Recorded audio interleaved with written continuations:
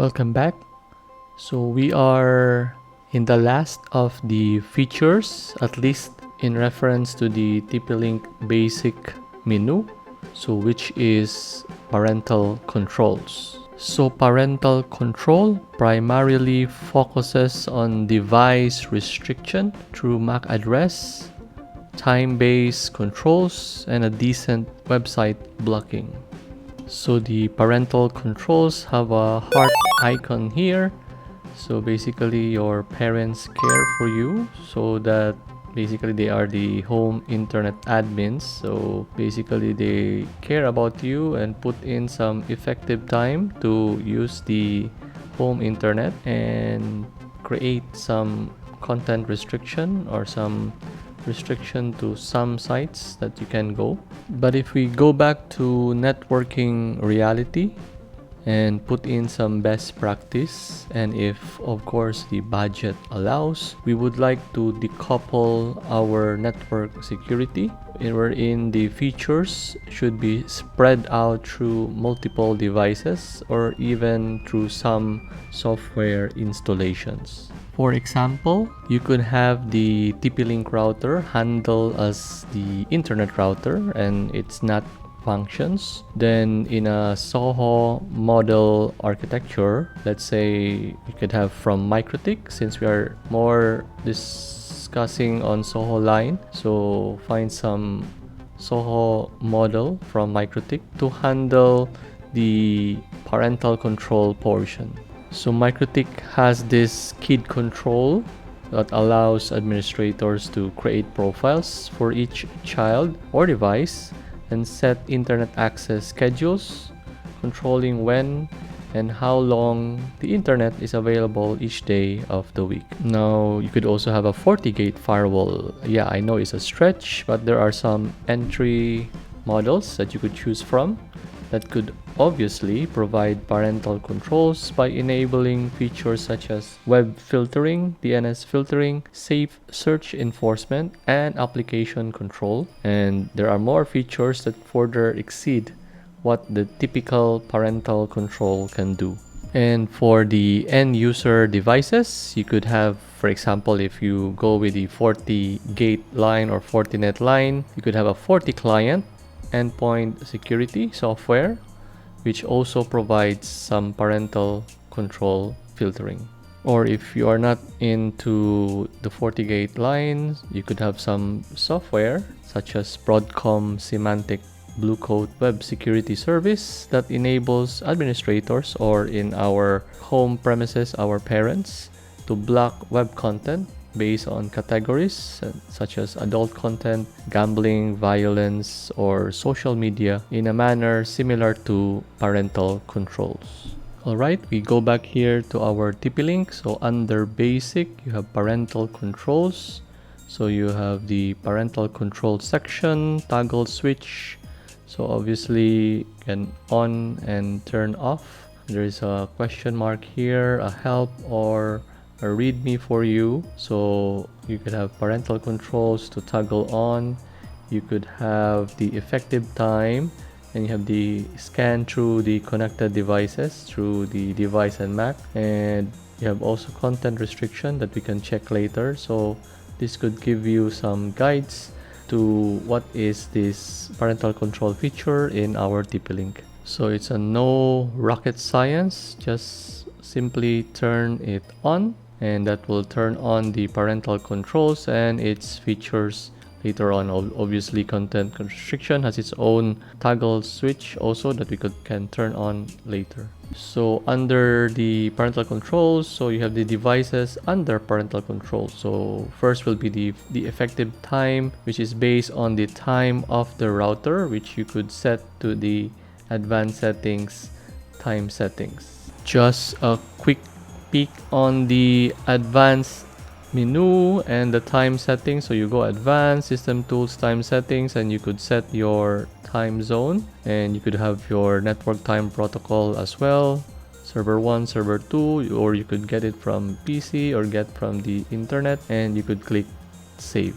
So if you have settled the correct time for your router, because the effective time is based on the time of the router, you can now add or delete devices from here. So you have device name, MAC address, the effective time, and the status. Of course, the MAC address, you could take a look at the network map on the MAC addresses of your devices. So if you go back to basic network map and go to the wired clients, you could take a look at your connected wired clients, or if you have wireless clients also, they will also show, but currently I don't have wireless clients for this demonstration. But what we are more concerned of particular is the name and the MAC address. So you will know the devices that are assigned or are used by your child or your family member, and from there you could reference from the MAC address.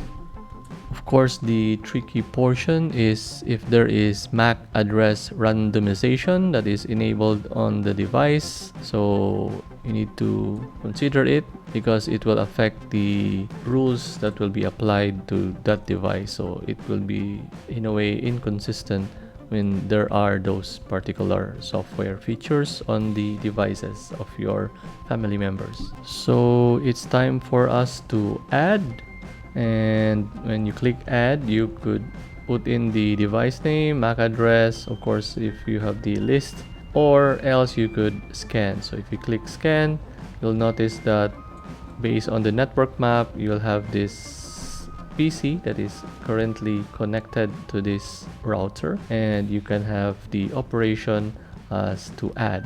So let's add this device. Obviously there's no other demonstration and client that we could have, so click add, and from there it is added for you, so it's easy, you don't need to type in. And next will be the effective time and the description.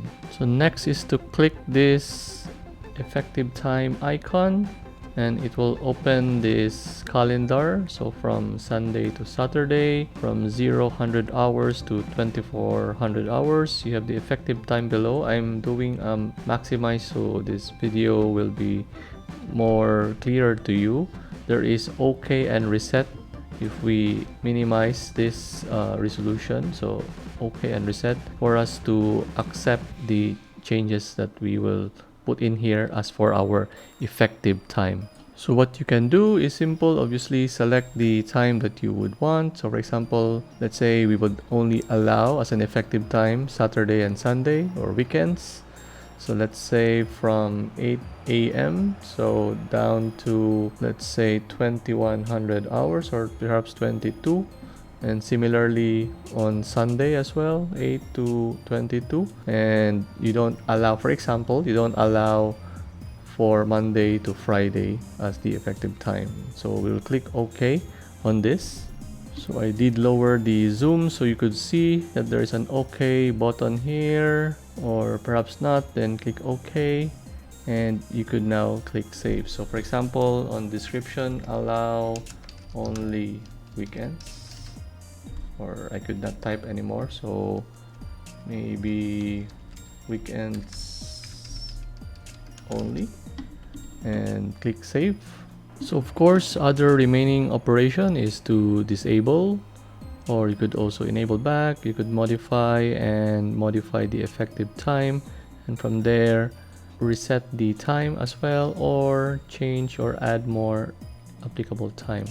Okay, next will be content restriction. So you have some restriction policy, so blacklist and whitelist. So blacklist, so very simple. So you can have the keyword, let's say porn or gambling as your blacklist, and we click save, and that's about it. And whitelist, you could also add whitelist, let's say Facebook for example. So you'd have this one. So you have blacklist, you have whitelist for your content restriction. As I said in the earlier part of the video, there are other solutions out there. So perhaps what you can see in these settings may not be sufficient or enough to what you want, and you're looking for more granular settings and effective, for example, application category, etc. So it could not be sufficient for you. So you could choose, of course, those particular solutions. And lastly, when you are deploying this, you need to test whether it's effective, whether it's really locking in that specific time. Sometimes you need to take a look at the time settings if it's correct. Sometimes you need to check on the devices if they have randomized MAC. You need to reboot, update firmware for these things to kick in and be inconsistent. But nevertheless, okay, so again, the options are for you. You would use stick on the device parental controls for this device, or you will look for some other more advanced solutions.